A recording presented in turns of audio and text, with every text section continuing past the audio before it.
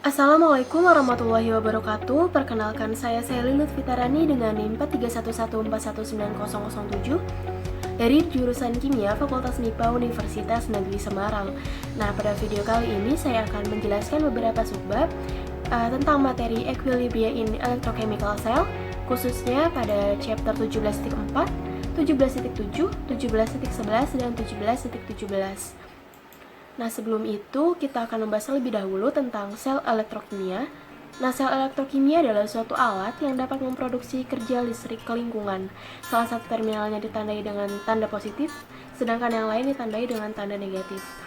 Sehingga dihasilkan kerja ke lingkungan, reaksi kimia dan reaksi sel yang nanti akan berlangsung di dalam sel. Nah, di bawah ini kita dapat melihat persamaan. Pada persamaan ini menyatakan bahwa kerja listrik yang dihasilkan atau WEL itu lebih kecil atau sama dengan penurunan energi Gibbs dari reaksi sel atau minus delta G. Selanjutnya kita masuk ke subbab 17.4, yaitu tentang diagram sel.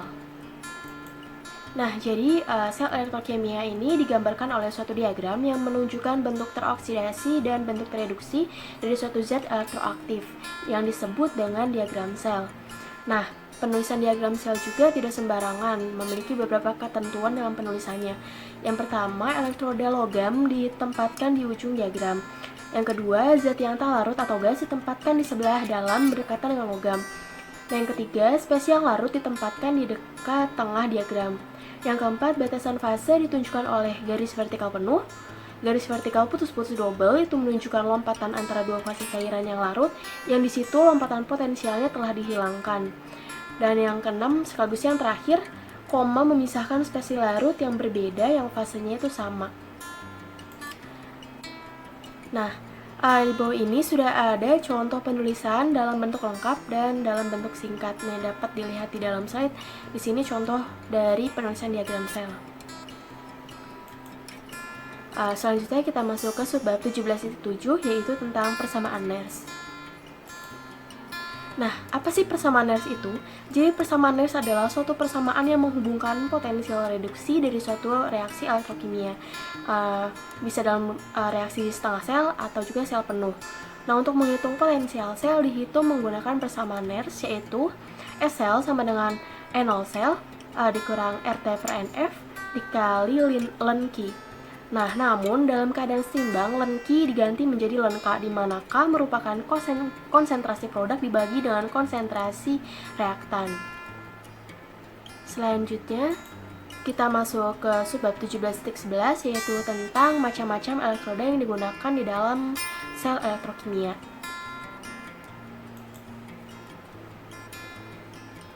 Jadi, macam-macam elektroda ini dibagi menjadi 4. Yang pertama ada elektroda gas ion, yaitu elektroda yang berisi gas yang berada dalam kesetimbangan dalam ion dalam larutan, terdiri dari elektroda inert seperti platina dan juga grafit.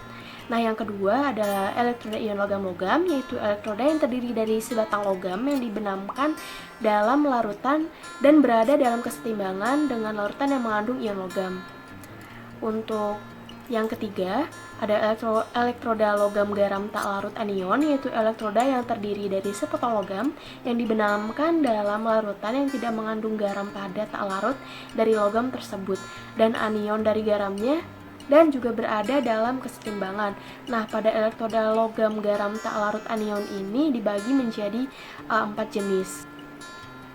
Nah, jenis yang pertama ada silver chloride elektroda, yang kedua ada the calomel elektroda, yang ketiga ada the mercury oxide elektroda, dan yang keempat ada the mercury mercurose sulfate elektroda.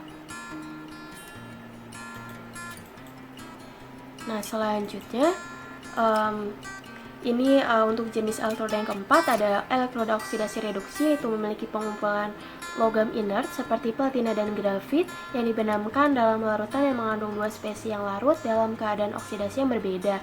Nah, contohnya adalah elektroda ion ferrifero. Nah, di sini dapat dilihat di dalam gambar.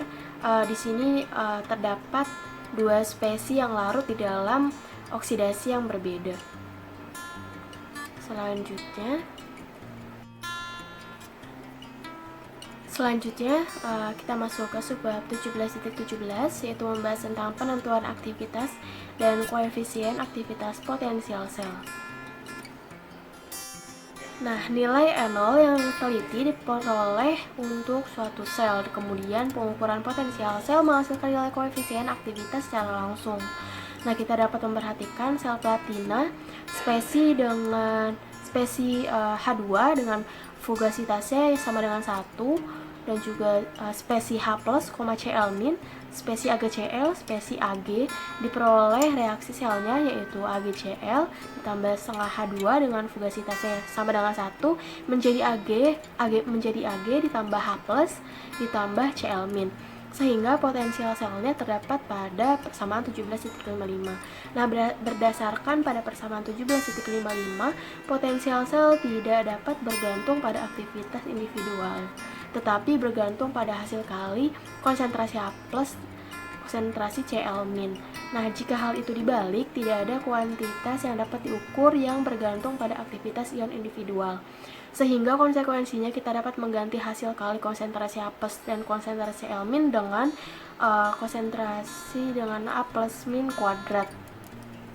Sedangkan dalam HCl, M plus min itu sama dengan M, kita dapat menggantinya dengan A plus min kuadrat sama dengan gamma plus min M kuadrat. Ini dapat direduksi pada persamaan 17.55 menjadi 17.56.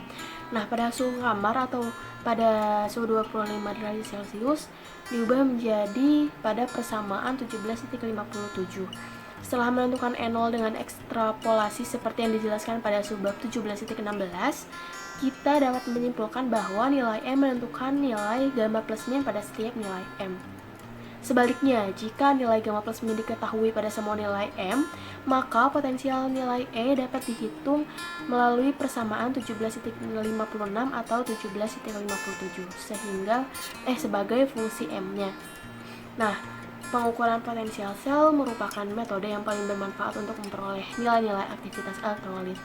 Pada pengukuran potensial ini memiliki keuntungan tambahan, yaitu dapat dipakai untuk daerah suhu yang luas, meskipun potensial sel dapat diukur dalam solvent non-air.